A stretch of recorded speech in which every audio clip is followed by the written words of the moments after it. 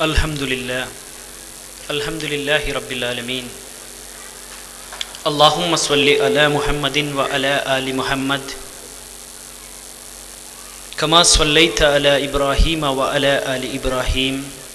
Innaka Hamidum Majid. Allahumma barik ala Muhammadin wa ala ali Muhammad. Kama barakta ala Ibrahim wa ala ali Ibrahim. Innaka Hamidum Majid. أعوذ بالله من الشيطان الرجيم بسم الله الرحمن الرحيم يا أيها الناس اعبدوا ربكم الذي خلقكم والذين من قبلكم لعلكم تتقون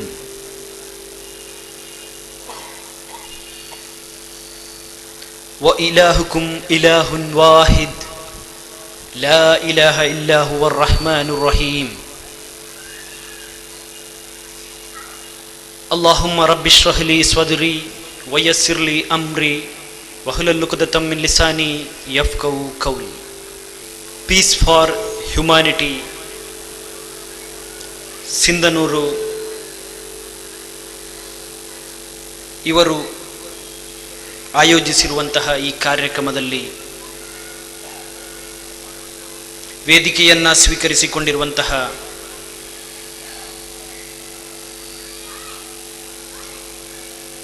brother Umar Sharif ರವರೇ,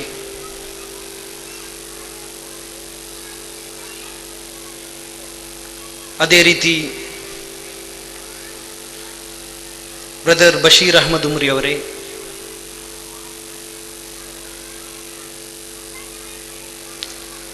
Davanagere ಮಠದ ಬಸವಪ್ರಭುಲಿಂಗ ಸ್ವಾಮೀಜಿಯವರೇ, Ballari ಧರ್ಮಕ್ಷೇತ್ರದ Shri P Anthony Raj ರವರೇ,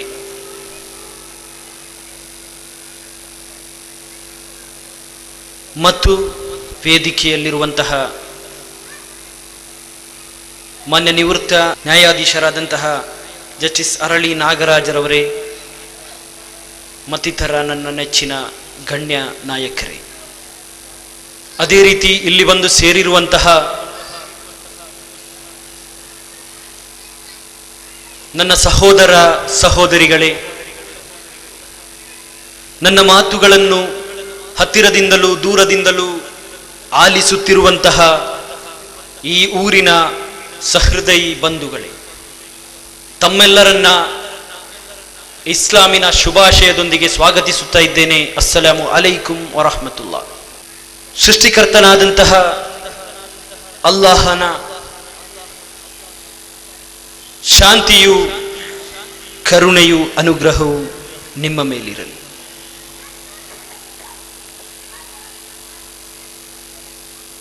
ಈ ಸಿಂಧನೂರು ಪರಿಸರದ ಈ ಒಂದು ಪ್ರದೇಶದಲ್ಲಿ ಈ ಒಂದು ಕಾರ್ಯಕ್ರಮವನ್ನ ಇಲ್ಲಿ ಹಮ್ಮಿಕೊಂಡಿರುವಾಗ, ಹೌದು, ನಾವೆಲ್ಲ ಈ ಒಂದು ಸಮಾಜದ ಭಾಗವಾಗಿರುವವರು. ಖಂಡಿತವಾಗಿಯೂ ಈ ಸಮಾಜದಲ್ಲಿ ಮುಸ್ಲಿಮರಿದ್ದಾರೆ, ಕ್ರೈಸ್ತರಿದ್ದಾರೆ, ಹಿಂದೂಗಳಿದ್ದಾರೆ, ಬೌದ್ಧರಿದ್ದಾರೆ, ಜೈನರಿದ್ದಾರೆ. ಹೀಗೆ ಒಟ್ಟಿನಲ್ಲಿ ನಾವು ಈ ಸಮಾಜದಲ್ಲಿ ಮನುಷ್ಯರಾಗಿ ಬದುಕುತ್ತಾ ಇದ್ದೇವೆ. ಈ ಸಮಾಜದಲ್ಲಿ ನಾವು ಮನುಷ್ಯರಾಗಿ ಬದುಕುತ್ತಿರುವಾಗ ನಾವೆಲ್ಲ ಹೇಳುತ್ತಾ ಇದ್ದೇವೆ, ನಾವೆಲ್ಲ ಒಂದು.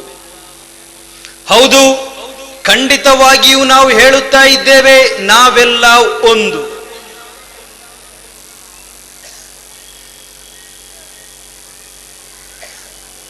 ಆದರೆ ನಾವು ಅದೇ ಸಮಾಜದಲ್ಲಿ ವಿವಿಧ ಆಚಾರಗಳಲ್ಲಿ, ವಿವಿಧ ನಂಬಿಕೆಗಳಲ್ಲಿ ವಿವಿಧ ಜೀವನ ಆದರ್ಶಗಳನ್ನು ಅಥವಾ ತತ್ವಗಳನ್ನು ಸ್ವೀಕರಿಸಿಕೊಂಡು ನಾವು ಬದುಕುತ್ತಾ ಇದ್ದೇವೆ. ನಾನು ಮೊದಲಿಗೆ ನಿಮ್ಮಲ್ಲಿ ಹೇಳುತ್ತಾ ಇರುವಂತಹ ಒಂದು ವಿಚಾರವೇನೆಂದರೆ, ತಾವು ನನ್ನ ಮಾತುಗಳನ್ನ, ನಾನು ಹೇಳಿದ್ದನ್ನ ನೀವು ಹಾಗೆಯೇ ಸ್ವೀಕರಿಸಿಕೊಳ್ಳಬೇಕೆಂದು ನಾನು ಹೇಳುವುದಿಲ್ಲ. ಬದಲು ನಾನು ಹೇಳಿದ ಮಾತುಗಳಲ್ಲಿ ಯಾವುದಾದರೂ ಸತ್ಯಗಳಿರುವುದಾದಲ್ಲಿ ನೀವು ಅದನ್ನು ಸ್ವೀಕರಿಸಿಕೊಳ್ಳಬಹುದು ಅಥವಾ ನೀವು ಅದನ್ನು ನಿರಾಕರಿಸಿಕೊಳ್ಳಲೂಬಹುದು. ಈ ಇಚ್ಛಾ ಸ್ವಾತಂತ್ರ್ಯವನ್ನಾಗಿದೆ ಭಾರತದ ಸಂವಿಧಾನದ ಆರ್ಟಿಕಲ್ ನಂಬರ್ 25 ಪ್ರಕಾರ ವಿವರಿಸುತ್ತಾ ಧಾರ್ಮಿಕ ಸ್ವಾತಂತ್ರ್ಯದ ಹಕ್ಕನ್ನ ಭಾರತೀಯ ಪ್ರಜೆಗೆ ನೀಡಿದೆ.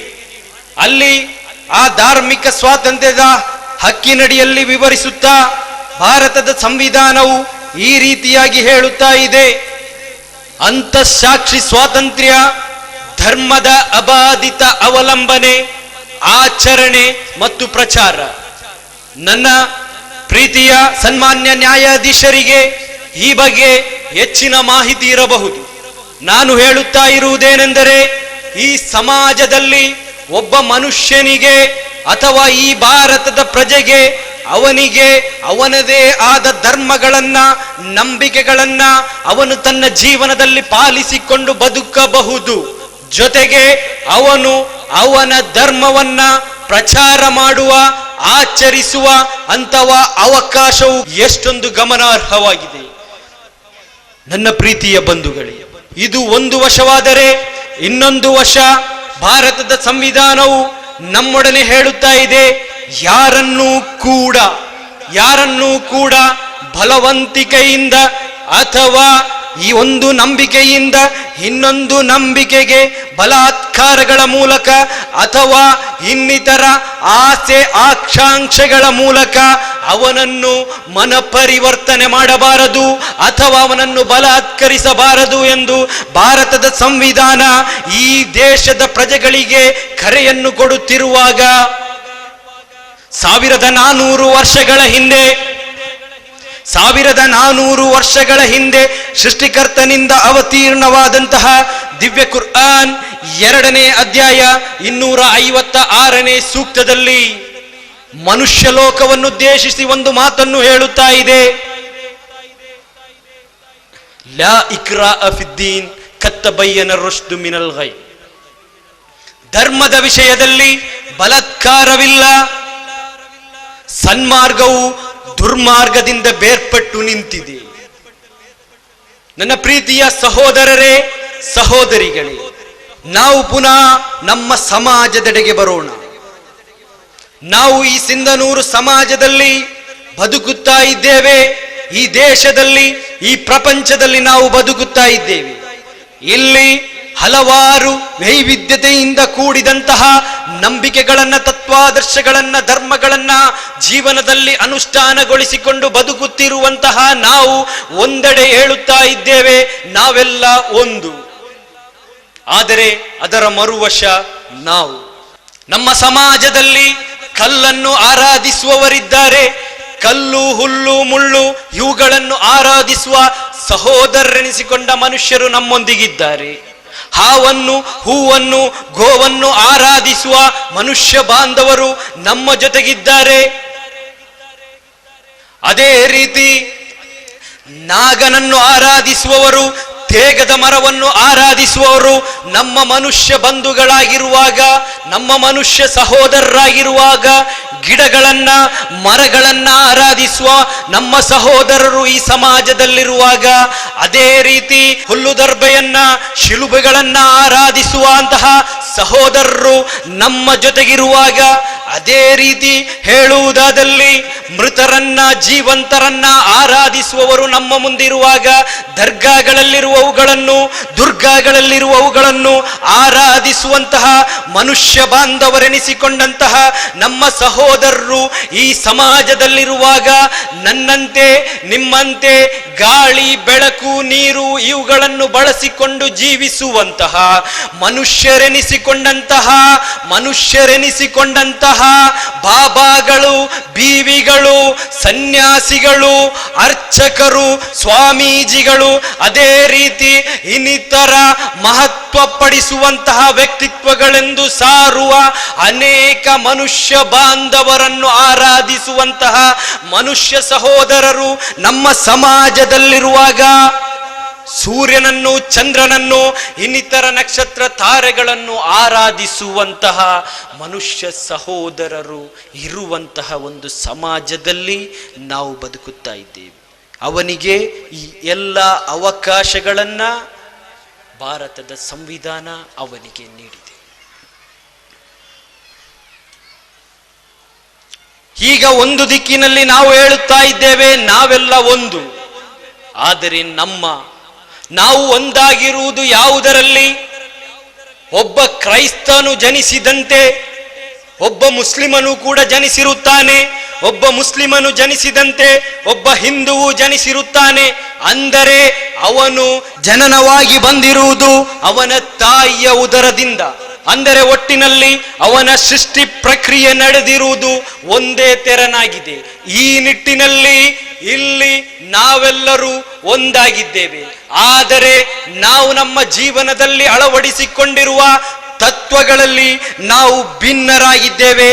ಆ ಕಾರಣದಿಂದ ನಾವು ಇಲ್ಲಿ ಆರಾಧ್ಯರುಗಳನ್ನು ಹಲವಾರು ರೀತಿಯಲ್ಲಿ ಸ್ವೀಕರಿಸಿಕೊಂಡಿದ್ದಾರೆ, ಅಥವಾ ನಾವು ಹಲವಾರು ಆರಾಧ್ಯರನ್ನ ಆರಾಧಿಸುತ್ತಾ ಇದ್ದೇವೆ.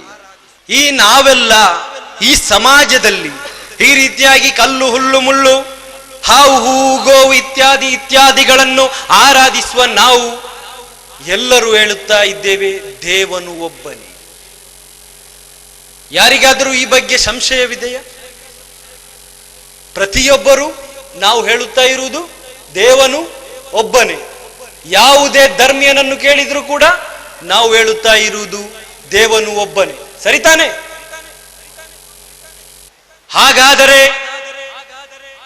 ಹಾಗಾದರೆ ಇದು ಆಧಾರಬದ್ಧವಾದಂತಹ ಮಾತು.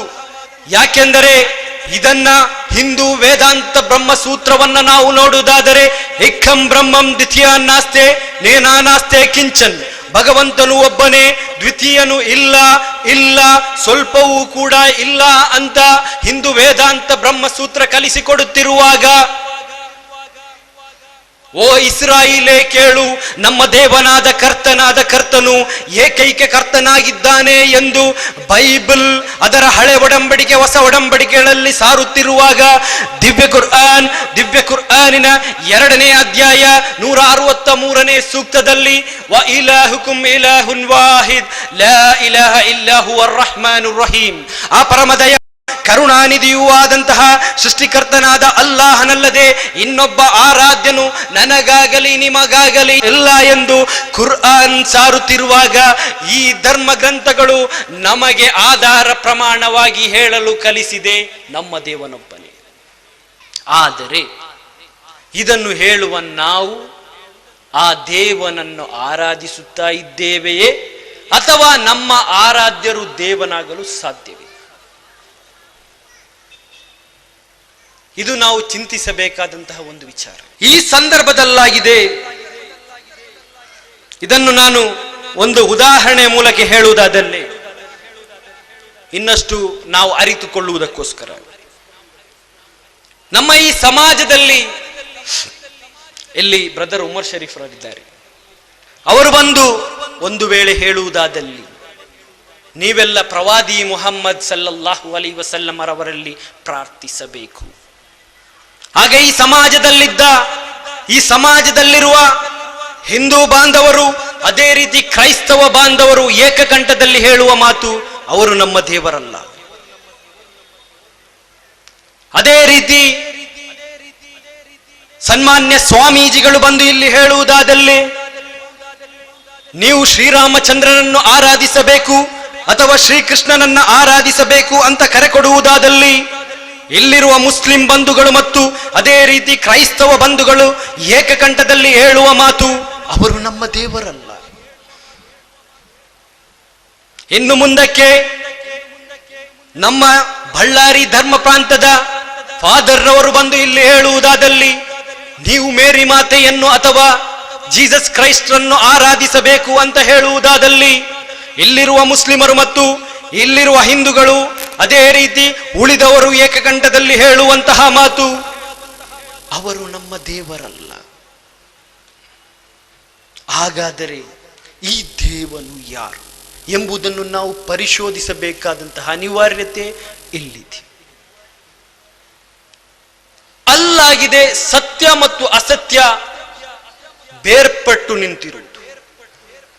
ಯಾಕೆಂದ್ರೆ ಎಲ್ಲವೂ ಸತ್ಯವಾಗಲು ಸಾಧ್ಯವಿಲ್ಲ. ಯಾಕೆಂದರೆ ಸತ್ಯ ಮತ್ತು ಅಸತ್ಯ ಈ ಭೂಮಿಯಲ್ಲಿದೆ. ಇಲ್ಲಿನ ಸಮಾಜದಲ್ಲಿ ಬದುಕುವಂತಹ ಮನುಷ್ಯ ಬಾಂಧವರಾದ ನಾವು ಒಂದೋ ಸತ್ಯದಲ್ಲಿದ್ದೇವೆ ಅಥವಾ ಅಸತ್ಯದಲ್ಲಿದ್ದೇವೆ. ಹಾಗೆ ನೋಡುವಾಗ ಅಲ್ಲಾಗಿದೆ ಸೃಷ್ಟಿಕರ್ತನು ಸತ್ಯ ಯಾವುದು ಅಸತ್ಯ ಯಾವುದು ಎಂಬುದನ್ನು ಜನರೆಡೆಗೆ ತಿಳಿಸಿಕೊಡುವುದಕ್ಕೋಸ್ಕರ ಸೃಷ್ಟಿಕರ್ತನ ಕಡೆಯಿಂದ ಯುಗ ಪುರುಷರನ್ನ ಅಥವಾ ಪ್ರವಾದಿಗಳನ್ನ ಋಷಿಗಳನ್ನ ಕಳಿಸಿಕೊಟ್ಟಿರುತ್ತೇವೆ ಎಂದು ನಾವು ಧರ್ಮ ಗ್ರಂಥಗಳಲ್ಲಿ ಓದುತ್ತಾ ಅವುಗಳಲ್ಲಿ ಪ್ರಯಾಣವನ್ನು ಸಂಚರಿಸುವುದಾದಲ್ಲಿ ಶ್ರೀಮದ್ ಭಗವದ್ಗೀತಾ ಈ ರೀತಿಯಾಗಿ ಹೇಳುತ್ತದೆ, ಯದಾ ಯದಾ ಹಿ ಧರ್ಮಸ್ಯ ಗ್ಲಾನಿರ್ಭವತಿ ಭಾರತ ಅಭ್ಯುತ್ಥಾನಮಧರ್ಮಸ್ಯಂ ತದಾತ್ಮಾನ್ಯಂ ಸೃಜಾಮ್ಯಹಂ ಪರಿತ್ರಾಣಾಯ ಸಾಧೂನಾಂ ವಿನಾಶಾಯ ಚ ದುಷ್ಕೃತಾಂ ಧರ್ಮ ಸಂಸ್ಥಾಪನಾರ್ಥಾಯ ಸಂಭವಾಮಿ ಯುಗೆ ಯುಗೆ. ಎಲ್ಲಿ ನ್ಯಾಯಕ್ಕೆದುರಾಗಿ ಅನ್ಯಾಯವು ಮೇಲೆದ್ದಿ ಬರುತ್ತಾ ಇದೆಯೋ, ಎಲ್ಲಿ ನೀತಿಗೆದುರಾಗಿ ಅನೀತಿಯು ವಿಜೃಂಭಿಸುತ್ತಾ ಇದೆಯೋ, ಎಲ್ಲಿ ಸತ್ಯಕ್ಕೆದುರಾಗಿ ಅಸತ್ಯವು ಮೇಲ್ಮುಖವಾಗಿ ಬರುತ್ತಾ ಇದೆಯೋ, ಅಲ್ಲಿ ನ್ಯಾಯ ಯಾವುದು, ನೀತಿ ಯಾವುದು, ಸತ್ಯ ಯಾವುದು ಎಂಬುದನ್ನ ಜನಸಾಮಾನ್ಯರಿಗೆ ಕಲಿಸಿಕೊಡುವುದಕ್ಕೋಸ್ಕರ, ಯಾವುದು ಸತ್ಯವೆಂದು ತೋರಿಸಿಕೊಡುವುದಕ್ಕೋಸ್ಕರ ಯುಗ ಪುರುಷರು ಬಂದಿರುತ್ತಾರೆ ಎಂದು ಶ್ರೀಮದ್ ಭಗವದ್ಗೀತೆ ಕಲಿಸಿಕೊಡುವುದಾದಲ್ಲಿ ದಿವ್ಯ ಕುರ್ಆನಿನ 14ನೇ ಅಧ್ಯಾಯ 4ನೇ ಸೂಕ್ತದಲ್ಲಿ ಪ್ರತಿಯೊಂದು ಜನಾಂಗಕ್ಕೂ ಕೂಡ ಅವರದೇ ಆದ ಭಾಷೆಯಲ್ಲಿ ಸೃಷ್ಟಿಕರ್ತನ ಸತ್ಯ ಸಂದೇಶವನ್ನು ತಲುಪಿಸುವುದಕ್ಕೋಸ್ಕರ ಸಂದೇಶವಾಹಕರು ಅಥವಾ ಪ್ರವಾದಿಗಳು ಬಂದಿರುತ್ತಾರೆ ಎಂದು ಕಲಿಸಿಕೊಡುವಾಗ ಬೈಬಲ್ ಕೂಡ ಇದನ್ನು ಬಿಟ್ಟು ಹೋಗಿಲ್ಲ. ಪ್ರತಿಯೊಂದು ಧರ್ಮ ಗ್ರಂಥವು ನಮಗೆ ಕಲಿಸಿಕೊಡುತ್ತಾ ಇರುವುದು ಸತ್ಯ ಮತ್ತು ಅಸತ್ಯವನ್ನು ತಿಳಿಸಿಕೊಡುವುದಕ್ಕೋಸ್ಕರ ಇಲ್ಲಿ ಪ್ರವಾದಿಗಳು ಬಂದಿರುತ್ತಾರೆ ಮತ್ತು ಆ ಪ್ರವಾದಿಗಳಿಗೆ ಒದಗಿದಂತಹ ಅವತೀರ್ಣಗಳ ಮೂಲಕ ಸತ್ಯವನ್ನು ಪರಿಶೋಧಿಸಬೇಕಾಗಿದೆ ಎಂದು ಇಲ್ಲಿ ಸೃಷ್ಟಿಕರ್ತನ ಕಡೆಯಿಂದ ಬಂದಂತಹ ಸಂದೇಶಗಳನ್ನು ಪರಿಗಣಿಸುವಾಗ ನಮಗೆ ತಿಳಿದು ಬರುವುದು. ಇಲ್ಲಿ ನಾವು ಚಿಂತಿಸಬೇಕಾದುದು, ನಾನು ಉದಾಹರಣೆಯಾಗಿ ಹೇಳಿದಂತಹ ಮಾತುಗಳನ್ನು ಗಮನಿಸುವಾಗ ಅಲ್ಲಿ ನಾವು ಚಿಂತಿಸಬೇಕಾದುದು, ಪ್ರವಾದಿ ಸಲ್ಲಲ್ಲಾಹು ಅಲೈಹಿ ವಸಲ್ಲಂ ಅವರು ಜನ್ಮ ತಾಳಿ ಬರುವಂತಹ ಸಂದರ್ಭದಲ್ಲಿ ಅಲ್ಲಿ ಪ್ರವಾದಿಯ ತಾಯಿ ಇದ್ದರು, ಅಲ್ಲಿ ಮರುಭೂಮಿ ಇತ್ತು, ಮರುಭೂಮಿಯಲ್ಲಿ ಮರಳು ಇತ್ತು, ಆಕಾಶವಿತ್ತು. ಅದೇ ರೀತಿ ಅಲ್ಲಿ ಜೀಸಸ್ ಕ್ರೈಸ್ಟ್ ಜನ್ಮ ತಾಳಿ ಬಂದಂತಹ ಸಂದರ್ಭದಲ್ಲಿ ಅವರ ತಾಯಿಯಾದ ಮೇರಿ ಇದ್ದರು. ಅದೇ ರೀತಿ ಆಕಾಶದಿಂದ ಮಳೆ ಸುರಿಸಲ್ಪಡುತ್ತಿತ್ತು. ಅದೇ ರೀತಿ ಇಲ್ಲಿ ಶ್ರೀರಾಮಚಂದ್ರ ಈ ಭೂಮಿಗೆ ಜನ್ಮ ತಾಳಿ ಬರುವಾಗ ಅಲ್ಲಿ ದಶರಥ ಮಹಾರಾಜ, ಕೈಕೆ, ಕೌಸಲ್ಯೆ, ಸುಮಿತ್ರ ಇವರುಗಳಿದ್ದರು. ಅದೇ ರೀತಿ ಕಾನನಗಳಿದ್ದವು, ಸೂರ್ಯನಿದ್ದನು, ಚಂದ್ರನಿದ್ದನು. ಹೀಗಿರುವಾಗ ನಾವು ಚಿಂತಿಸಬೇಕಾದುದು ಆಧಾರ ಪ್ರಮಾಣಗಳ ಮೂಲಕ ಜೀಸಸ್ ಕ್ರೈಸ್ಟರನ್ನು ಸೃಷ್ಟಿಸಿದ್ದು ಜೀಸಸ್ ಕ್ರೈಸ್ಟ, ಮೇರಿಯನ್ನು ಸೃಷ್ಟಿಸಿದ್ದು ಜೀಸಸ್ ಕ್ರೈಸ್ಟ, ದಶರಥ ಮಹಾರಾಜರನ್ನು ಸೃಷ್ಟಿಸಿದ್ದು ಶ್ರೀರಾಮಚಂದ್ರರ, ಕೈಕೆ, ಕೌಸಲ್ಯ, ಸುಮಿತ್ರೆ ಇವರನ್ನು ಸೃಷ್ಟಿಸಿದ್ದು ಶ್ರೀರಾಮಚಂದ್ರರ, ತಾಯಿ ಆಮಿನಾರವರನ್ನು ಸೃಷ್ಟಿಸಿದ್ದು ಮಹಮ್ಮದ್ ಪ್ರವಾದಿಯ, ಅಥವಾ ಆಕಾಶ, ಭೂಮಿ, ಚಂದ್ರ, ನಕ್ಷತ್ರ ಇತ್ಯಾದಿಗಳನ್ನೆಲ್ಲ ಸೃಷ್ಟಿಸಿದ್ದು ಇವರಾರ ಅಲ್ಲ. ಹಾಗಾದರೆ ಅವುಗಳನ್ನು ಸೃಷ್ಟಿಸಿದ ಮತ್ತು ಜೀಸಸ್ ಕ್ರೈಸ್ಟ್, ಪ್ರವಾದಿ ಮುಹಮ್ಮದ್ ಸಲ್ಲಲ್ಲಾಹು ಅಲೈಹಿ ವಸಲ್ಲಂ, ಅದೇ ರೀತಿ ಶ್ರೀರಾಮಚಂದ್ರ, ಶ್ರೀಕೃಷ್ಣ ಇವರೆಲ್ಲರನ್ನು ಸೃಷ್ಟಿಸಿದಂತಹ ಒಬ್ಬ ಸೃಷ್ಟಿಕರ್ತನಿದ್ದಾನೆಯೇ ಇಲ್ಲವ? ಇದ್ದಾನೆ ಎಂಬುದು ಸ್ಪಷ್ಟ. ಆ ನಿಟ್ಟಿನಲ್ಲಿ ಗಮನಿಸುವಾಗ ಆಧಾರ ಪ್ರಮಾಣಗಳನ್ನು ನಾವು ತೆಗೆದುಕೊಳ್ಳುವ. ಹಾಗಾದರೆ ಆ ದೇವನು ಯಾರು? ಆ ಸೃಷ್ಟಿಕರ್ತನು ಯಾರು? ನಾನು ಹೇಳಬೇಕಾಗಿಲ್ಲ. ಕೇನೋಪನಿಷತ್ ಕೇನೋಪನಿಷತ್ತಿನ 1ನೇ ಖಂಡದಲ್ಲಿ ವಿವರಿಸಿಕೊಡುತ್ತಾ ಆ ಸೃಷ್ಟಿಕರ್ತನ ಪರಿಚಯವನ್ನು ಮಾಡಿಕೊಡುತ್ತಾ ಇದೆ. ಯಚ್ಚಕ್ಷುಷನ ಪಶ್ಯತಿ ಯೇನ ಚಕ್ಷುಂಷಿ ಪಶ್ಯತಿ ತದೇವ ಬ್ರಹ್ಮತ್ವಂ ವಿಧಿನೇದಂ ಯದಿದಮುಪಾಸತೆ. ನಿನ್ನ ಕಣ್ಣಿನಲ್ಲಿ ನಿನಗೆ ಆ ದೇವನನ್ನು ನೋಡಲು ಸಾಧ್ಯವಿಲ್ಲ, ಬದಲಾಗಿ ನಿನ್ನ ಕಣ್ಣಿನಲ್ಲಿ ಇತರೆಯವುಗಳನ್ನೆಲ್ಲ ನೋಡಲು ನಿನಗೆ ಶಕ್ತಿಯನ್ನು ದಯಪಾಲಿಸಿದವನಾರೋ ಅವನಾಗಿರುತ್ತಾನೆ ನಿನ್ನ ಸೃಷ್ಟಿಕರ್ತ. ಅದಲ್ಲದೆ ಜನರು ಇದು ಎಂದು ಆರಾಧಿಸುವುದನ್ನಲ್ಲ ಎಂದು ಕೇನೋಪನಿಷತ್ ಕಲಿಸಿಕೊಡುತ್ತಿರುವಾಗ ಬೈಬಲ್ ಇನ್ನೊಂದೆಡೆ ಕಲಿಸಿಕೊಡುತ್ತಾ ಇದೆ, ಆ ದೇವನನ್ನು ಯಾರು ಯಾವತ್ತೂ ಕಂಡಿಲ್ಲ.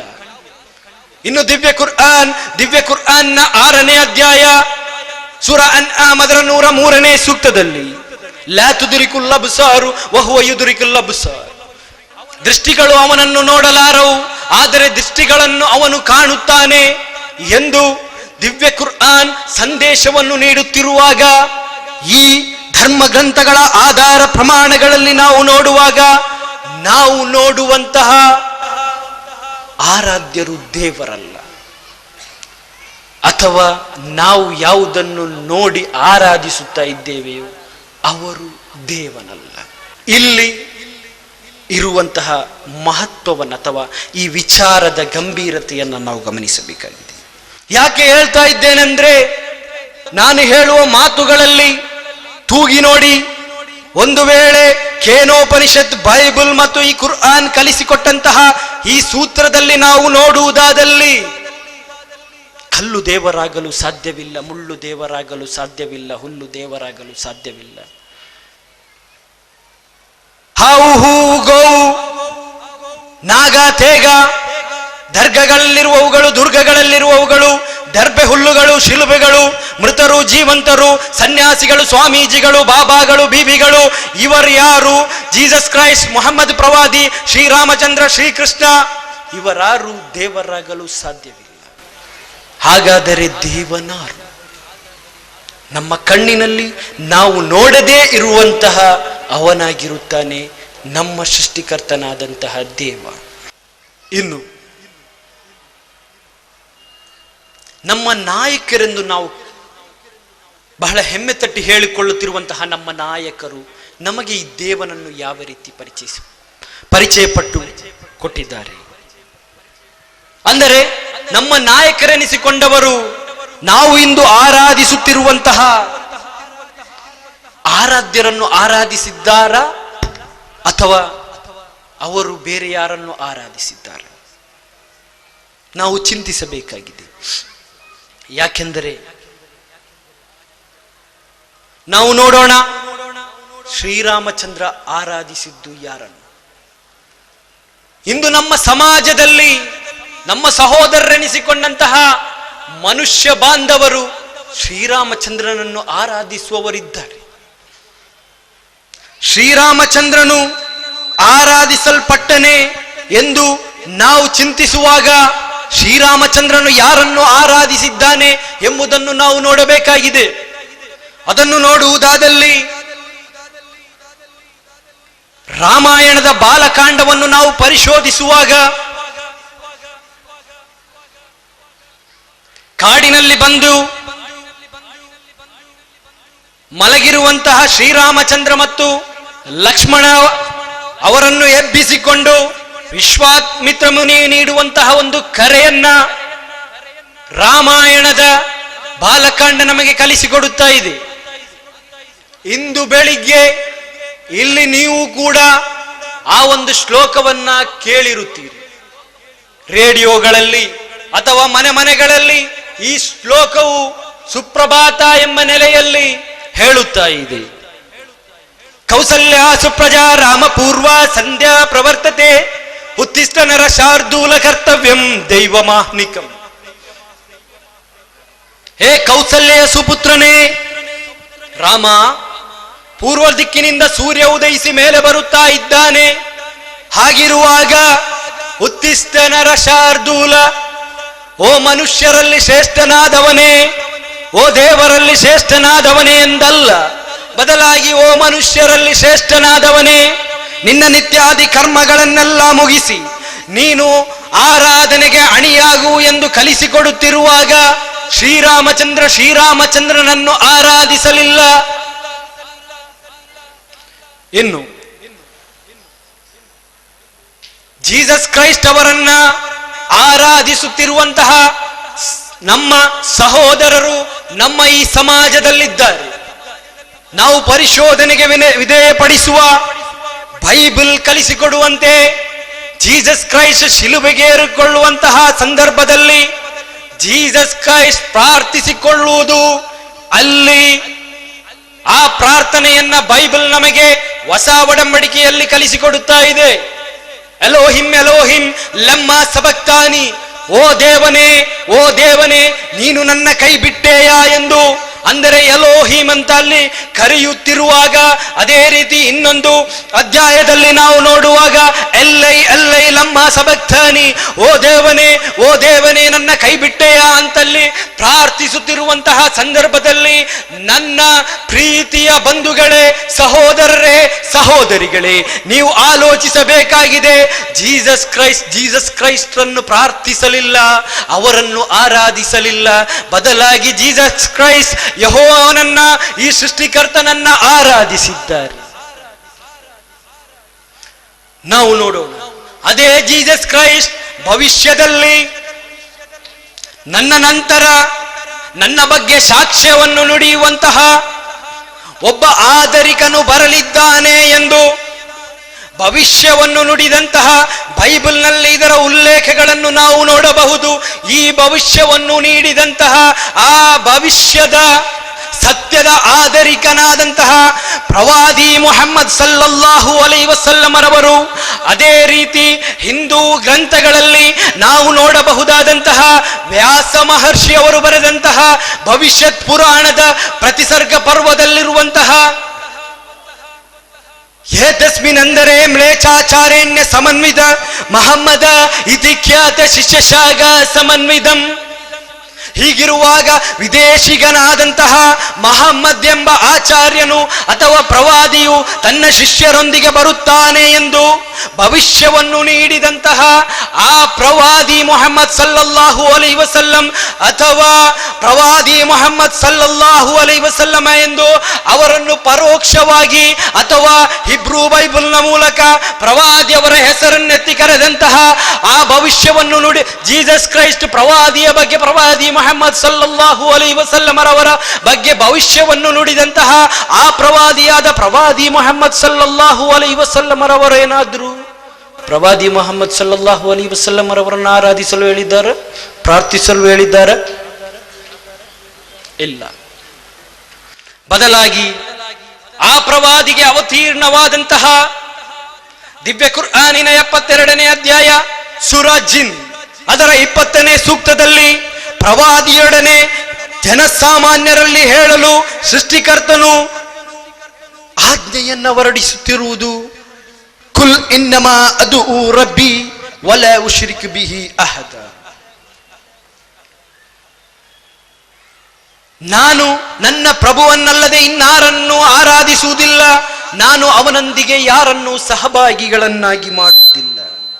ಹಾಗಾದರೆ ನಮ್ಮ ನಾಯಕರೆನಿಸಿಕೊಂಡಂತಹ, ನಾವು ಹೆಮ್ಮೆ ತಟ್ಟಿ ಹೇಳಿಕೊಳ್ಳುತ್ತಿರುವಂತಹ ನಾಯಕರುಗಳು ನಮಗೆ ಅವರನ್ನು ಆರಾಧಿಸಲು ಹೇಳಲಿಲ್ಲ, ಅಥವಾ ಪ್ರವಾದಿ ಮುಹಮ್ಮದ್ ಸಲ್ಲಲ್ಲಾಹು ಅಲೈಹಿ ವಸಲ್ಲಮರವನ್ನು ಆರಾಧಿಸಲು ಹೇಳಲಿಲ್ಲ. ಜೀಸಸ್ ಕ್ರೈಸ್ಟ್ ಅನ್ನು ಆರಾಧಿಸಲು ಹೇಳಲಿಲ್ಲ. ಶ್ರೀರಾಮಚಂದ್ರನನ್ನು ಆರಾಧಿಸಲು ಹೇಳಲಿಲ್ಲ. ಬದಲಾಗಿ ಅವರು ನಮಗೆ ಕಲಿಸಿಕೊಟ್ಟದ್ದು ಸೃಷ್ಟಿಕರ್ತನನ್ನು ಆರಾಧಿಸಲಾಗಿದೆ. ಆ ಸೃಷ್ಟಿಕರ್ತನನ್ನಾಗಿದೆ ನಾವು ಕನ್ನಡ ಭಾಷೆಯಲ್ಲಿ ದೇವ ಅಂತ ಕರೆಯುತ್ತೇವೆ, ತುಳುವಿನಲ್ಲಿ ದೇವೆ ಅಂತ ಕರೆಯುತ್ತೇವೆ, ತಮಿಳಿನಲ್ಲಿ ಕಡவுಳು ಅಂತ ಕರೆಯುತ್ತೇವೆ, ತೆಲುಗಿನಲ್ಲಿ దేవుడు ಅಂತ ಕರೆಯುತ್ತೇವೆ, ಇಂಗ್ಲಿಷ್ನಲ್ಲಿ ಗಾಡ್ ಅಂತ ಕರೆಯುತ್ತೇವೆ, ಅರಬಿಯಲ್ಲಿ ಅಲ್ಲಾಹ್ ಎಂದು ಕರೆಯುತ್ತೇವೆ. ಹೌದು, ಅರಬಿಯಲ್ಲಿ ಅಲ್ಲಾಹು ಎಂದು ಕರೆಯುತ್ತೇವೆ. ಅರಬಿಕ್ ಬೈಬಲ್ ಅನ್ನು ಪರಿಶೋಧಿಸಿದ್ದರೂ ಕೂಡ ಯೆಹೋವಾ ಎಂಬ ಪದಕ್ಕೆ ಬದಲಾಗಿ ಅಲ್ಲಿ ಉಪಯೋಗಿಸಿದ್ದು ಅಲ್ಲಾಹು ಎಂಬುದಾಗಿದೆ. ಹಾಗಾದರೆ ಯಾಕಾಗಿ ಅಲ್ಲಾಹ್ ಎಂದು ಮುಸ್ಲಿಮರೆನಿಸಿಕೊಂಡವರು ಕರೆಯುತ್ತಾರೆ ಎಂದರೆ, ನಾವು ಚರ್ಚಿಸುವುದಾದಲ್ಲಿ ಗಾಡ್ ಎಂಬ ಪದದ ಉದಾಹರಣೆಯ ಮೂಲಕ ನಾವು ಸಾಗುವುದಾದಲ್ಲಿ, ಗಾಡ್ ಎಂಬ ಪದದ ಎದುರು ಒಂದು ಎಸ್ ಅನ್ನು ಸೇರಿಸಿದಾಗ ಗಾಡ್ಸ್. ನಮಗೆ ಒಂದಕ್ಕಿಂತಲೂ ಹೆಚ್ಚಿನ ದೇವನ ಕಲ್ಪನೆ ನಮ್ಮ ಮನಸ್ಸಿನಲ್ಲಿ ಬಂದಾಯಿತು. ಇನ್ನು DESS ಅನ್ನು ಸೇರಿಸಿದಾಗ ಗಾಡೆಸ್, ದೇವನ ಸ್ತ್ರೀಲಿಂಗ ರೂಪ ಮನಸ್ಸಿನಲ್ಲಿ ಬಂದಾಯಿತು. ಇನ್ನು ಗಾಡ್ ಫಾದರ್ ಅಥವಾ ಗಾಡ್ ಮದರ್ ಅಂದರೆ ಆ ರೀತಿಯಲ್ಲಿ ಬರುವಂತಹ ಅರ್ಥಗಳು. ಇನ್ನು ಗಾಡ್ನ ಮೊದಲು ಟಿನ್ ಸೇರಿಸಿದರೆ ಸುಳ್ಳು ದೇವ. ಆದರೆ ಅರಬಿಕ್ ಪದವಾದಂತಹ ಅಲ್ಲಾ ಎಂಬ ಪದವನ್ನು ಈ ರೀತಿ ನೃತ್ಯವಾಡಿಸಲು ಸಾಧ್ಯವಿಲ್ಲ. ಯಾಕೆಂದರೆ ಅಲ್ಲಾ ಎಂಬ ಪದಕ್ಕೆ ಬಹುವಚನ ರೂಪವಾಗಲಿ, ಏಕವಚನ ರೂಪವಾಗಲಿ, ಸ್ತ್ರೀಲಿಂಗ ರೂಪವಾಗಲಿ, ಪುಲ್ಲಿಂಗ ರೂಪವಾಗಲಿ ಇಲ್ಲದೆ ಇರುವ ಕಾರಣ ಮುಸ್ಲಿಮರಾದಂತಹ ನಾವು ಇಲ್ಲಿ ಅಲ್ಲಾಹ್ ಎಂಬ ಪದವನ್ನ, ಆ ಸೃಷ್ಟಿಕರ್ತನನ್ನು ಇನ್ನಷ್ಟು ಮಹತ್ವೀಕರಿಸುವ ಏಕೈಕ ಉದ್ದೇಶದಿಂದ ಕರೆಯುತ್ತಾರೆಯೇ ವಿನಃ ಅದು ಸೃಷ್ಟಿಕರ್ತನಿಗಿರುವಂತಹ ಅತ್ಯಂತ ಉನ್ನತವಾದಂತಹ ನಾಮವಲ್ಲದೆ ಬೇರೇನೂ ಅಲ್ಲ. ಇದು ನಮ್ಮ ನಾಯಕರು ನಮಗೆ ಪರಿಚಯಿಸಿರುವಂತಹ ದೇವ. ಇನ್ನು ನಾವು ಇಂದು ಮಾಡುತ್ತಿರುವಂತಹ ಆರಾಧನಾ ಕರ್ಮಗಳು ಅಥವಾ ನಾವು ಸಲ್ಲಿಸುತ್ತಿರುವಂತಹ ಪೂಜೆ ಪುರಸ್ಕಾರಗಳು, ಪ್ರಾರ್ಥನೆಗಳು, ಹರಕೆಗಳು, ಬಲಿಗಳು, ನಾವು ಸಲ್ಲಿಸುತ್ತಿರುವಂತಹ ಆರಾಧ್ಯರೇ ಅಲ್ಲವೇ ಎಂಬುದನ್ನ ನಾವು ಗ್ರಂಥಗಳ ಮೂಲಕ ಪರಿಶೋಧಿಸುವುದಾದಲ್ಲಿ ಗ್ರಂಥಗಳು ನಮಗೆ ಕಲಿಸಿಕೊಡುತ್ತಾ ಇದೆ.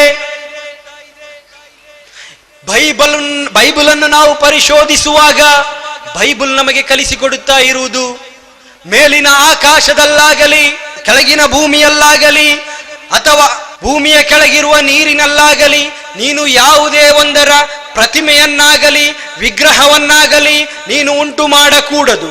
ಹಾಗೇನಾದರೂ ನೀನು ಮಾಡಿದ್ದೇ ಆದಲ್ಲಿ ನಿನ್ನ ದೇವನಾದ ಕರ್ತನಾದ ನಾನು ಅತ್ಯಂತ ರೋಷವುಳ್ಳ ಕರ್ತನಾಗಿದ್ದಾನೆ ಎಂದು ವಿಗ್ರಹಾರಾಧನೆ ಎದುರಾಗಿ ಮಾತನ್ನು ಹೇಳಿದಂತಹ ಬೈಬಲನ್ನ ಇಂದು ನಮ್ಮ ಸಹೋದರರೆನಿಸಿಕೊಂಡಂತಹ ಈ ಸಮಾಜದ ಸಹೋದರರು ಅದನ್ನು ಕೊಂಡೋಗಿ ಇಟ್ಟದ್ದು ಜೀಸಸ್ ಕ್ರೈಸ್ಟ್ರ ವಿಗ್ರಹದ ಕೆಳಗಡೆಯಾಗಿದೆ. ಇನ್ನು ನತಸ್ಯ ಪ್ರತಿಮಾಸ್ತಿ ಅಥವಾ ಯಜುರ್ವೇದದ ಭಾಗಗಳನ್ನು ನಾವು ಪರಿಶೋಧಿಸುವಾಗ ನತಸ್ಯ ಪ್ರತಿಮಾಸ್ತಿ, ಆ ದೇವನಿಗೆ ಯಾವುದೇ ರೂಪವಾಗಲಿ ಹೋಲಿಕೆಯಾಗಲಿ ಇಲ್ಲ. ಶೇದರೋಪನಿಷತ್ತು ಮುಂದುವರಿಸಿ ಹೇಳುತ್ತಾ ಇದೆ, ನತಸ್ಯ ಪ್ರತಿಮಾಸ್ತಿ ಯಸ್ಯ ನಾಮ ಮಹದೃಶ. ಯಾರ ನಾಮವನ್ನು ನಾವು ಮಾತ್ವೀಕರಿಸುತ್ತಾ ಇದ್ದೇವೋ ಅವನಿಗೆ ಯಾವುದೇ ಹೋಲಿಕೆಗಳಾಗಲಿ ರೂಪವಾಗಲಿ ವಿಗ್ರಹಗಳಾಗಲಿ ಇಲ್ಲ. ಇನ್ನು ಶ್ರೀಮದ್ ಭಗವದ್ಗೀತಾ ಅವಜಾನಾಂತಿ ಮಾಮೂಢ ಮಾನುಷ ತನುಮಾಶ್ರಿತಂ ಪರಂಭಾವ ಮಜನಾಂತ ಮಮ ಭೂತ ಮಹೇಶ್ವರಂ ಮೋಗಶ ಮೋಗ ಕರ್ಮಣೋ ಮೋಗ ಜ್ಞಾನ ವಿಚ್ಛೇದಸ ರಾಕ್ಷಸೀಂ ಮಾಸುರೀಂ ಚೈವ ಪ್ರಕೃತಿಂ ಮೋಹಿನೀಂ ಶ್ರೀತ ಅಂತ ಕಲಿಸಿಕೊಡುವುದರಲ್ಲಿಯೂ ಕೂಡ ಅಲ್ಲಿ ವಿಗ್ರಹಾರಾಧನೆ ಮಾಡಬಾರದು ಎಂಬುದನ್ನ ಕಲಿಸಿಕೊಟ್ಟಂತಹ ಈ ಗ್ರಂಥಗಳನ್ನು ಕೊಂಡೋಗಿ ಇಟ್ಟದ್ದು ಶ್ರೀಕೃಷ್ಣನ ಶ್ರೀರಾಮನ ವಿಗ್ರಹದ ಕೆಳಗಡೆ. ಇನ್ನು ಅದೇ ರೀತಿ ನೋಡುವಾಗ ಬೈಬಲ್ನಲ್ಲಿ ಪ್ರವಚಿಸಿದಂತಹ, ಅಂದರೆ ಸೋಲಮನ್ನ ಗೀತೆಯಲ್ಲಿ ಪ್ರವಚಿಸಿದಂತಹ ಹಿಕ್ಕೋಮಾಮಿ ತಾಕಿಂ ವಿಕಲೋ ಮಹಮ್ಮದಿನ್, ಓ ಜೆರುಸಲೇಂನ ಕುಮಾರ್ತೆಯರೇ, ಅವನು ಮುಹಮ್ಮದ್, ಅವನು ಸರ್ವಾಂಗ ಸುಂದರನು, ಅವನು ಪ್ರಿಯನು, ಅವನ ಮಾತು ಬಹಳ ಮಧುರ, ಅವನೇ ನನ್ನ ಪ್ರಿಯನು, ಅವನೇ ನನ್ನ ಸ್ನೇಹಿತನು ಅಂತ ಭವಿಷ್ಯ ನುಡಿದಂತಹ ಆ ಪ್ರವಾದಿ ಮುಹಮ್ಮದ್ ಸಲ್ಲಲ್ಲಾಹು ಅಲೈಹಿ ವಸಲ್ಲಮರವರಿಗೆ ಅವತೀರ್ಣಗೊಂಡಂತಹ ದಿವ್ಯ ಕುರ್ಆನಿನಲ್ಲಿ ಅಥವಾ ಸಾಮವೇದವು ಪರಿಚಯಿಸಲ್ಪಟ್ಟಂತಹ ಅಹಮದಿ ಪಿತೂಹ ಪರಿಮೇದ ಮೃತಸ್ಯ ಜಾಗ್ರಾಣಿ ಅಹಂ ಸೂರ್ಯೋ ಯುವ ಜನ, ಅಹಮದರು ಅವರ ಪ್ರಭುವಿನಿಂದ ಧಾರ್ಮಿಕ ನಿಯಮಗಳನ್ನು ಪಡೆದಿರುವರು, ಆ ನಿಯಮಗಳು ಸಂಪೂರ್ಣವಾದ ಜ್ಞಾನದಿಂದ ಕೂಡಿರುವುದಾಗಿದೆ ಎಂಬುದನ್ನು ಕಲಿಸಿಕೊಟ್ಟಂತಹ ಪ್ರವಾದಿ ಮುಹಮ್ಮದ್ ಸಲ್ಲಲ್ಲಾಹು ಅಲೈಹಿ ವಸಲ್ಲಮರವರಿಗೆ ಅವತೀರ್ಣವಾದಂತಹ ದಿವ್ಯ ಕುರ್ಆನಿನ ಒಂದು ಪ್ರಯೋಗವಿದೆ. ದಿವ್ಯ ಕುರ್ಆನಿನ 35ನೇ ಅಧ್ಯಾಯ ಸೂರಾ ಫಾತಿರ್ ಅದರ 14ನೇ ಸೂಕ್ತದಲ್ಲಿ ಕಲಿಸಿಕೊಡುತ್ತಾ ಇರುವುದು, ಇಂತದೂಹುಂ ಲಾ ಯಸ್ಮಊ ದುಆಕುಂ ವಲೌ ಸಮೀഉ ಮಸ್ತಜಾಬೂ ಲಕುಂ ವಯೌಮಲ್ ಕಿಯಾಮತಿ ಯಕ್ಫುರೂನ ಬಿಶಿರ್ಕಿಕುಂ. ಒಂದು ವೇಳೆ ನೀವು ಅವರನ್ನು ಕರೆದರೆ ನಿಮ್ಮ ಕರೆಯನ್ನು ಅವರು ಕೇಳಲಾರರು, ನೀವು ಕೇಳುವುದೆಂದು ಸಂಕಲ್ಪಿಸಿದ್ದರೂ ಕೂಡ ನಿಮ್ಮ ಕರೆಗೆ ಅವರು ಉತ್ತರ ನೀಡಲಾರರು ಎಂದು ಕಲಿಸಿಕೊಟ್ಟಂತಹ ದಿವ್ಯ ಕುರ್ಆನನ್ನು ಕೊಂಡೋಗಿ ಇಂದು ಈ ಸಮಾಜದಲ್ಲಿರುವಂತಹ ಮನುಷ್ಯ ಬಾಂಧವರು ಓದುತ್ತಿರುವುದು ದರ್ಗಾಗಳ ಕಡೆಯಲ್ಲಾಗಿದೆ. ಇದು ನಮ್ಮ ಸಮಾಜ.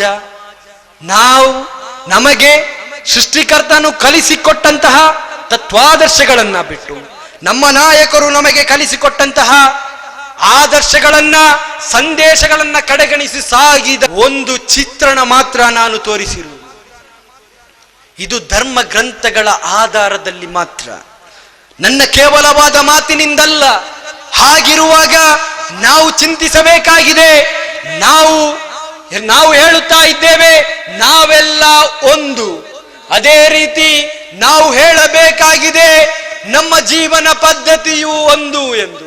ಆ ನಿಟ್ಟಿನಲ್ಲಿ ಲೋಕಾನುಗ್ರಹಿಯಾದಂತಹ ಪ್ರವಾದಿ ಮುಹಮ್ಮದ್ ಸಲ್ಲಲ್ಲಾಹು ಅಲೈಹಿ ವಸಲ್ಲಮರವರು ಜನತೆಗೆ ನೀಡಿದ ಸಂದೇಶ, ಜನತೆಗೆ ನೀಡಿದಂತಹ ಕರೆ, ಅಂತಿಮ ಪ್ರವಾದಿಯು ಕರೆದಂತಹ ಐಕ್ಯತೆಯ ಸಂದೇಶವೇನೆಂದರೆ, ಪ್ರವಾದಿಯವರು ಹೇಳುತ್ತಾರೆ, ಪ್ರವಾದಿಯೊಡನೆ ಹೇಳಲು ದಿವ್ಯ ಕುರ್ಆನಿನ 3ನೇ ಅಧ್ಯಾಯ 64ನೇ ಸೂಕ್ತದಲ್ಲಿ, ಕುಲ್ ಯಾ ಅಹ್ಲಲ್ ಕಿತಾಬ್ ತಆಲೌ ಇಲಾ ಕಲಿಮತಿನ್ ಸವಾಇನ್ ಬೈನನಾ ವ ಬೈನಕುಂ.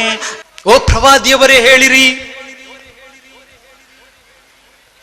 ಓ ಗ್ರಂಥ ನೀಡಲ್ಪಟ್ಟವರೇ, ನಮ್ಮ ನಡುವೆ ಇರುವಂತಹ ಸಮಾನ ವಚನದ ಕಡೆಗೆ ನಾವು ಬರೋಣ. ಆ ಸಮಾನ ವಚನವೇನೆಂದರೆ ಅಲ್ಲಾ ನಅಬುದ ಇಲ್ಲಲ್ಲಾಹ್, ನಾವು ಸೃಷ್ಟಿಕರ್ತನಾದ ಅಲ್ಲಾಹನನ್ನಲ್ಲದೆ ಬೇರೆ ಯಾರನ್ನು ಆರಾಧಿಸದಿರೋಣ ಎಂದು. ಹೌದು, ಈ ಕರೆಯನ್ನಾಗಿದೆ ಈ ಹಿಂದೆ ಬಂದಂತಹ ಪ್ರವಾದಿಗಳು ನಮಗೆ ಕಲಿಸಿಕೊಟ್ಟದ್ದು. ಹೌದು, ಇಸ್ಲಾಮಿನ ಪ್ರವಾದಿಯಾದಂತಹ ಜೀಸಸ್ ಕ್ರೈಸ್ಟ್ ಅಥವಾ ಈಸಾ ಅಲೈಹಿಸ್ಸಲಾಂ ರವರು ನಮಗೆ ಕಲಿಸಿಕೊಟ್ಟಂತದ್ದು ಇದಾಗಿದೆ. ಇದನ್ನು ಬೈಬಲ್ನಲ್ಲಿ ನಮಗೆ ಇಂದು ಕೂಡ ನೋಡಬಹುದಾಗಿದೆ. ಬೈಬಲ್ನ ಹೊಸ ಒಡಂಬಡಿಕೆಯನ್ನು ನಾವು ಪರಿಶೋಧಿಸುವಾಗ ಧರ್ಮಶಾಸ್ತ್ರಿಯೊಬ್ಬರು ಬಂದು ಕೇಳಿದಂತಹ ಪ್ರಶ್ನೆಗೆ ಜೀಸಸ್ ಕ್ರೈಸ್ಟ್ ನೀಡುವಂತಹ ಉತ್ತರ ಈ ರೀತಿಯಾಗಿದೆ. ಆಜ್ಞೆಗಳಲ್ಲಿ ಮೊದಲನೇ ಆಜ್ಞೆ ಯಾವುದೆಂದು ಕೇಳಿದಾಗ ಜೀಸಸ್ ಕ್ರೈಸ್ಟ್ ಅಥವಾ ಯೇಸು ಕ್ರಿಸ್ತರು ನೀಡಿದಂತಹ ಉತ್ತರ, ಓ ಇಸ್ರಾಯೇಲೇ ಕೇಳು, ನಮ್ಮ ದೇವನಾದ ಕರ್ತನು ಏಕೈಕ ಕರ್ತನಾಗಿರುತ್ತಾನೆ. ಅವನನ್ನು ನೀನು ಪೂರ್ಣ ಮನಸ್ಸಿನಿಂದಲೂ ಪೂರ್ಣ ಬಲದಿಂದಲೂ ಪೂರ್ಣ ಶಕ್ತಿಯಿಂದಲೂ ಪೂರ್ಣ ಹೃದಯದಿಂದಲೂ ನೀನು ಪ್ರೀತಿಸು. ಇದಾಗಿದೆ ದೈವಾಜ್ಞೆಗಳಲ್ಲಿ ಮೊದಲನೇ ಆಜ್ಞೆ ಎಂದು ಕರೆ ಕೊಡುತ್ತಿರುವಾಗ ಶ್ರೀಮದ್ ಭಗವದ್ಗೀತೆಯ ಕೊನೆಯ ಅಧ್ಯಾಯದಲ್ಲಿ ತಮೇವ ಶರಣಂ ಗಚ್ಚ ಸರ್ವಭಾವೇನ ಭಾರತ ತತ್ಪ್ರಸಾದಾತ್ ಪರಾಂ ಶಾಂತಿಂ ಸ್ಥಾನಂ ಪ್ರಾಪ್ತಸ್ತಿ ಶಾಶ್ವತಂ. ಯಾರು ಏಕದೇವನನ್ನು ಆರಾಧಿಸುತ್ತಾರೋ ಅವನಿಗೆ ಕೊನೆಗೆ ಮೋಕ್ಷವಿದೆ ಎಂದು ಸಾರುತ್ತಿರುವಾಗ, ಇನ್ನು ದಿವ್ಯ ಕುರ್ಆನಿನಲ್ಲಿ ಪ್ರವಾದಿ ಮುಹಮ್ಮದ್ ಸಲ್ಲಲ್ಲಾಹು ಅಲೈಹಿ ವಸಲ್ಲಮರವರು ಐಕ್ಯತೆಯ ಸಂದೇಶವಾಗಿ ಕರೆ ಕೊಡುತ್ತಾ ಇರುವುದು, ಯಾ ಅಯ್ಯುಹನ್ನಾಸ್ ಉಅ್ಬುದು ರಬ್ಬಕುಮುಲ್ಲಜೀ ಖಲಕಕುಂ ವಲ್ಲಜೀನ ಮಿನ್ ಕಬ್ಲಿಕುಂ ಲಅಲ್ಲಕುಂ ತತ್ತಕೂನ್. ಯಾ ಅಯ್ಯುಹನ್ನಾಸ್, ಓ ಜನರೇ, ಓ ಮುಸ್ಲಿಮರೇ ಎಂದಲ್ಲ, ಓ ಅರಬಿಗಳೇ ಎಂದಲ್ಲ, ಓ ಸಾಯಿಬರೇ ಎಂದಲ್ಲ. ಬದಲಾಗಿ ಅಲ್ಲಿ ನಡೆದಂತಹ ಪ್ರಯೋಗ ಯಾ ಅಯ್ಯುಹನ್ನಾಸ್, ಓ ಜನರೇ, ನೀವು ನಿಮ್ಮನ್ನು ನಿಮ್ಮ ಪೂರ್ವಿಕರನ್ನು ಸೃಷ್ಟಿಸಿದಂತಹ ನಿಮ್ಮ ಸೃಷ್ಟಿಕರ್ತನಾದಂತಹ ಪ್ರಭುವನ್ನು ಆರಾಧಿಸಿರಿ, ನೀವು ವಿಜಯ ಹೊಂದಬಹುದು ಎಂದಾಗಿದೆ. ಹಾಗಾದರೆ ಈ ಐಕ್ಯತೆಯ ಕಡೆಗೆ ನಾವು ಬರಬೇಕಾಗಿದೆ. ಯಾಕೆಂದರೆ ಲೋಕದಲ್ಲಿರುವಂತಹ ಅತ್ಯಂತ ದೊಡ್ಡ ಅಕ್ರಮ ಇನ್ನ ಶಿರ್ಕ ಲಲುಲ್ಮುನ್ ಅಲೀಮ್ ಅಂತ ದಿವ್ಯ ಕುರ್ಆನಿನ 31ನೇ ಅಧ್ಯಾಯದಲ್ಲಿ ಕಲಿಸಿಕೊಡುತ್ತಿರುವಾಗ, ದೇವ ಸಹಭಾಗಿತ್ವ ಅಥವಾ ಬಹುದೇವಾರಾಧನೆ ಎಂಬುದು ಅತ್ಯಂತ ದೊಡ್ಡ ಅಕ್ರಮವಾಗಿದೆ ಎಂದು ಕಲಿಸಿಕೊಡುತ್ತಿರುವಾಗ ನನ್ನ ಪ್ರೀತಿಯ ಸಹೋದರರೇ, ಸಹೋದರಿಗಳೇ, ಚಿಂತಿಸಬೇಕಾಗಿದೆ. ಯಾಕೆಂದರೆ ಸತ್ಯ ಮತ್ತು ಅಸತ್ಯ ಒಂದಾಗಲು ಸಾಧ್ಯವಿಲ್ಲ. ಬದಲಾಗಿ ಸತ್ಯವನ್ನು ನಾವು ಅನ್ವೇಷಿಸಬೇಕಾಗಿದೆ. ಅದಾಗಿದೆ ಸತ್ಯಮೇವ ಜಯತೆ ನಾನೃತಂ ಸತ್ಯೇನ ಬಂತ ವಿದತೋ ದೇವಯಾನ ಎಂದು ಮುಂಡಕೋಪನಿಷತ್ತು ಕಲಿಸಿಕೊಡುತ್ತಿರುವಾಗ ಸತ್ಯವೇ ಕೊನೆಗೆ ಗೆಲ್ಲುವುದು. ಆ ಸತ್ಯದ ಮಾರ್ಗದಲ್ಲಿ ಯಾರು ಸಾಗುತ್ತಾನೋ ಅವನು ಮೋಕ್ಷದೆಡೆಗೆ ಸಾಗುತ್ತಾನೆ ಎಂದು ಕರೆಸಿಕೊಡುತ್ತಿರುವಾಗ ಇನ್ನು ದಿವ್ಯ ಕುರ್ಆನ್ ವಕುಲ್ ಜಾಹಲ್ ಹಕ್ಕು ವಜಹಕಲ್ ಬಾತಿಲು ಇನ್ನಲ್ ಬಾತಿಲ ಕಾನ ಜಹೂಕ, ಪ್ರವಾದಿಯವರೇ ಘೋಷಣೆ ಮಾಡಿರಿ, ಸತ್ಯವು ಬಂದು ಬಿಟ್ಟಿದ್ದು, ಮಿಥ್ಯವು ಅಳಿದು ಹೋಯಿತು. ಮಿಥ್ಯವು ಅಳಿದು ಹೋಗುವಂತದ್ದೇ ಆದುದರಿಂದ ಸ್ವರ್ಗವಿದ್ದ ಜನರೇ, ನರಕವಿದ್ದ ಜನರೇ, ನರಕದ ಬಗ್ಗೆ ಉದ್ಧರಣೆಯನ್ನು ನೀಡದ, ನರಕದ ಬಗ್ಗೆ ಎಚ್ಚರಿಕೆಯನ್ನು ನೀಡದ ಯಾವುದೇ ಒಂದು ಗ್ರಂಥವೂ ಕೂಡ ಬಿಟ್ಟು ಹೋಗಿಲ್ಲ. ನರಕದ ಬಗ್ಗೆ ಬೈಬಲ್ನಲ್ಲಿ ಉಲ್ಲೇಖವಿದೆ, ನರಕದ ಬಗ್ಗೆ ಕುರ್ಆನಿನಲ್ಲಿ ಉಲ್ಲೇಖವಿದೆ, ನರಕದ ಬಗ್ಗೆ ವೇದಗಳಲ್ಲಿ ಉಲ್ಲೇಖವಿದೆ. ಅಂದಂತಮ ಪ್ರವಿಶಂತಿಯೇ ಸಂಭೂತಿ ಮುಪಾಸತೆ ತಥೋ ಭೂಯ ಯವತೋ ತಮೋಯ ಉಸಂಭೂತ್ಯಾಮೃತ ಅಂತ ಅಂಧಕಾರದ ಬಗ್ಗೆ, ನರಕದ ಬಗ್ಗೆ ಅಂದರೆ ಯಾರು ಬಹುದೇವ ಆರಾಧನೆಯಲ್ಲಿ ಅಥವಾ ಇನ್ನಿತರ ಆರಾಧನೆಗಳಲ್ಲಿ ಸೃಷ್ಟಿಕರ್ತನನ್ನು ಬಿಟ್ಟು ಸೃಷ್ಟಿ ಪೂಜೆಯನ್ನು ನಡೆಸುತ್ತಾರೋ ಖಂಡಿತವಾಗಿಯೂ ಅವರಿಗೆ ಘೋರ ಅಂಧಕಾರವಿದೆ ಎಂದು ಕಲಿಸಿಕೊಡುತ್ತಿರುವಾಗ ಅದೇ ರೀತಿ ಸ್ವರ್ಗವಿದೆ ಅಂತ ಕಲಿಸಿಕೊಡುತ್ತಾ ಇದೆ. ಕುರ್ಆನ್ ಕಲಿಸಿಕೊಡುತ್ತಾ ಇದೆ, ಅದೇ ರೀತಿ ಬೈಬಲ್ ಕಲಿಸಿಕೊಡುತ್ತಾ ಇದೆ, ಅದೇ ರೀತಿ ವೇದಗಳು ಕೂಡ ಕಲಿಸಿಕೊಡುತ್ತಾ ಇದೆ ಸ್ವರ್ಗವಿದೆ ಅಂತ. ಅದೋವ ಪ್ರಾಪ್ಸ್ಯಸಿ ಸ್ವರ್ಗಂ, ಭಗವದ್ಗೀತೆಯಲ್ಲಿ ಸ್ವರ್ಗದ ಬಗ್ಗೆ ಇರುವಂತಹ ಉಲ್ಲೇಖವಾಗಿದೆ. ಇನ್ನು ಸೂರಾ ರಹಮಾನ್ನಲ್ಲಿ ಸ್ವರ್ಗದ ಬಗೆಗಿನ ಉಲ್ಲೇಖವಿದೆ. ಒಟ್ಟಿನಲ್ಲಿ ಒಳಿತನ್ನು ಮಾಡಿದವನಿಗೆ ಅತ್ಯಂತ ದೊಡ್ಡ ಒಳಿತಾದಂತಹ ಏಕದೇವ ಆರಾಧನೆ ಮಾಡಿದವನಿಗೆ ಸ್ವರ್ಗವಿದೆ ಅಥವಾ ಮೋಕ್ಷವಿದೆ. ಅದೇ ರೀತಿ ಬಹುದೇವಾರಾಧನೆ ಅತ್ಯಂತ ದೊಡ್ಡ ಕೆಡುಕಾದಂತಹ ಬಹುದೇವ ಆರಾಧನೆ ಮಾಡಿದವನಿಗೆ ನರಕವಿದೆ. ಇದು ನಾನು ಹೇಳುವಂತಹ ಮಾತುಗಳಲ್ಲ, ದಿವ್ಯ ಗ್ರಂಥಗಳ ಆಧಾರ ಪ್ರಮಾಣದಲ್ಲಿ ಹೇಳುವಂತಹ ಮಾತು. ಚಿಂತಿಸಿರಿ, ದಿವ್ಯ ಕುರ್ಆನ್ ಒಂದೆಡೆ ಹೇಳುತ್ತಾ ಇದೆ ಮನುಷ್ಯರನ್ನು ಉದ್ದೇಶಿಸಿ. ದಿವ್ಯ ಕುರ್ಆನಿನ 26ನೇ ಅಧ್ಯಾಯದ 88 ಮತ್ತು 89ನೇ ಸೂಕ್ತಗಳಲ್ಲಿ ಯೌಮಲಾ ಯನ್ಫഉ ಮಾಲುಂ ವಲಾ ಬನೂನ್ ಇಲ್ಲಾ ಮನ್ ಅತಲ್ಲಾಹ ಬಿಕಲ್ಬಿನ್ ಸಲೀಮ್, ನಾಳೆ ಆ ದಿನದಲ್ಲಿ ಅವನಿಗೆ ಅವನ ಸ್ವತ್ತಾಗಲಿ ಅವನ ಸಂತಾನವಾಗಲಿ ಅವನಿಗೆ ಸಹಾಯಕ್ಕೆ ಇರಲಾರದು ಅಥವಾ ಅವನ ಉಪಯೋಗಕ್ಕೆ ಬರಲಾರದು. ಬದಲಾಗಿ ಯಾರು ಪಾಪ ಮುಕ್ತನಾಗಿ ನಿಷ್ಕಳಂಕನಾಗಿ ಏಕದೇವ ಆರಾಧನೆಯಲ್ಲಿ ಮೋಕ್ಷದ ಮಾರ್ಗದಲ್ಲಿ ಸಾಗಿರುವನು ಅವನು ಆ ಸೃಷ್ಟಿಕರ್ತನ ಬಳಿ ಸ್ವಾಗತಾರ್ಹನು ಎಂದು ಕರೆಕೊಡುತ್ತಿರುವಾಗ, ಇನ್ನು ಬೈಬಲ್ ತಂದೆಯ ಪಾಪವನ್ನು ಮಗನು ಹೊರಲಾರನು, ಮಗನ ಪಾಪವನ್ನು ತಂದೆಯು ಹೊರಲಾರನು ಎಂದು ಕರೆಕೊಡುತ್ತಿರುವಾಗ, ಇನ್ನು ಮನುಸ್ಮೃತಿಯ ಪುಟಗಳನ್ನು ತೆರೆಯುವಾಗ ನ ಮುತ್ರಾಹಿ ಸಹಾಯಾರ್ಥಂ ಪಿತಾ ಮಾತಾ ಚತುಷ್ಟತ ನ ಪುತ್ರದಾರ ನ ಜ್ಞಾತಿ ಧರ್ಮಸ್ಥಿಷ್ಠತಿ ಕೇವಲ. ನಾಳೆ ಪರಲೋಕದಲ್ಲಿ ಸಮಾಜದ ಯಾವುದೇ ಮನುಷ್ಯನಿಗೆ ಖಂಡಿತವಾಗಿಯೂ ಸಮಾಜದ ಯಾವುದೇ ಮನುಷ್ಯನಿಗೆ ಅವನು ಮುಸ್ಲಿಮನಾಗಿರಲಿ, ಅವನು ಹಿಂದುವಾಗಿರಲಿ, ಅವನು ಕ್ರೈಸ್ತವನಾಗಿರಲಿ, ಮನುಸ್ಮೃತಿ ಕಲಿಸಿಕೊಡುತ್ತಾ ಇರುವುದು ನಾಳೆ ಅವನಿಗೆ ಪರಲೋಕದಲ್ಲಿ ಅವನ ತಂದೆಯಾಗಲಿ, ಅವನ ತಾಯಿಯಾಗಲಿ, ಅವನ ಪತ್ನಿಯಾಗಲಿ, ಅವನ ಪತಿಯಾಗಲಿ, ಅವನ ಮಕ್ಕಳಾಗಲಿ, ಅವನ ಕುಟುಂಬಿಗರಾಗಲಿ, ಅವನ ಸ್ನೇಹಿತರಾಗಲಿ ಸಹಾಯಕ್ಕೆ ಇರಲಾರರು. ಬದಲಾಗಿ ಅವನಿಗೆ ಸಹಾಯಕ್ಕಿರುವುದು ಧರ್ಮಸ್ಥಿಷ್ಠತಿ ಕೇವಲ, ಧರ್ಮ ಒಂದೇ ಅವನಿಗೆ ಸಹಾಯಕ್ಕಿರುವುದು.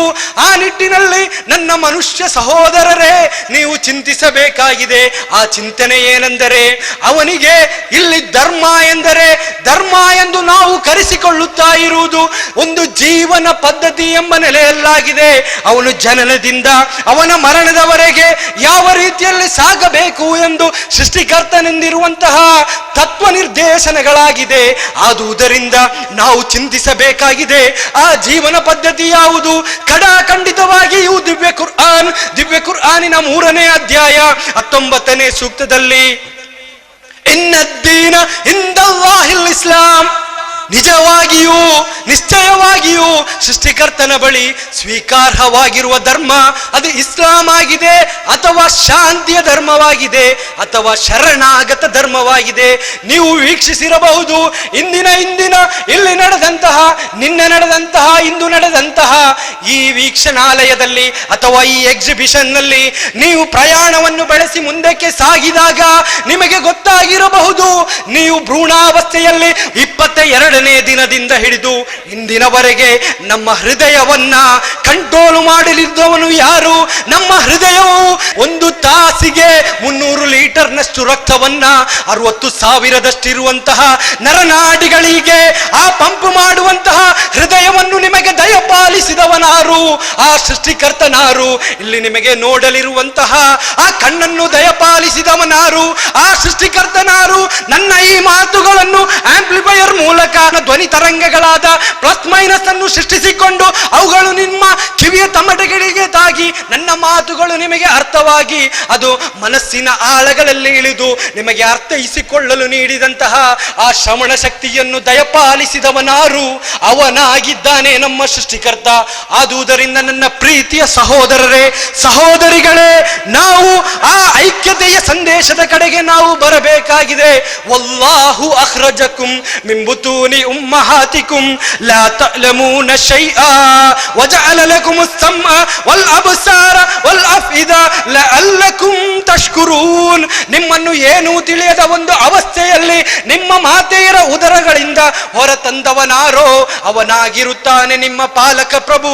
ಅವನು ನಿಮಗೆ ಕೇಳಲಿರುವಂತಹ ಶ್ರವಣ ಶಕ್ತಿಯನ್ನು, ನೋಡಲಿರುವಂತಹ ದೃಷ್ಟಿಶಕ್ತಿಯನ್ನು, ಆಲೋಚಿಸಲಿರುವಂತಹ ಮನಸ್ಸನ್ನು ನೀಡಿದವನು. ಯಾಕೆಂದರೆ ನೀವು ಅವನಿಗೆ ವಿಧೇಯನಾಗುವುದಕ್ಕೋಸ್ಕರ. ಸೃಷ್ಟಿಕರ್ತನಿಂದ ನೀಡಿದಂತಹ ಔದಾರ್ಯಗಳನ್ನು ಪಡೆದುಕೊಂಡು ನಾವು ಆ ಸೃಷ್ಟಿಕರ್ತನಿಗೆ ಕೃತಜ್ಞತೆಯನ್ನು ಸಲ್ಲಿಸಿದ್ದೇ ಹೋದಲ್ಲಿ ನಾವು ಕೃತಜ್ಞರಾಗಿರುತ್ತೇವೆ. ಆದುದರಿಂದ ನಾವು ಸೃಷ್ಟಿಕರ್ತನನ್ನು ಮಾತ್ರ ಆರಾಧಿಸುವತ್ತ ಬರೋಣ. ಇದಾಗಿದೆ ಐಕ್ಯತೆಯ ಸಂದೇಶ, ಇದಾಗಿದೆ ಐಕ್ಯತೆಯ ಸಂದೇಶ.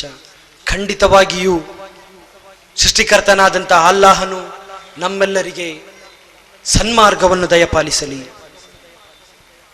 ನನ್ನ ಮಾತುಗಳಲ್ಲಿ ಏನಾದರೂ ತಪ್ಪುಗಳು ಸಂಭವಿಸಿದ್ದೇ ಆದಲ್ಲಿ ಸೃಷ್ಟಿಕರ್ತನಾದಂತಹ ಅಲ್ಲಾಹನು ನನಗೆ ಕ್ಷಮೆ ನೀಡಲಿ. ರಬ್ಬನಾ ಮಿನ್ನಾ ಇನ್ನಕ ಅಂತ ಸಮೀಉಲ್ ಅಲೀಮ್ ವತುಬ್ ಅಲೈನಾ ಇನ್ನಕ ಅಂತ ತವ್ವಾಬುರ್ ರಹೀಮ್. ರಬ್ಬನಾ ಆತಿನಾ ಫಿದ್ ದುನ್ಯಾ ಹಸನತನ್ ವಫಿಲ್ ಆಖಿರತಿ ಹಸನತನ್ ವಕಿನಾ ಅಜಾಬನ್ ನಾರ್. ವಆಖಿರು ದಅವಾನಾ ಅನಿಲ್ ಹಮ್ದುಲಿಲ್ಲಾಹಿ ರಬ್ಬಿಲ್ ಆಲಮೀನ್. ಅಸ್ಸಲಾಮು ಅಲೈಕುಂ ವರಹಮತುಲ್ಲಾಹ್.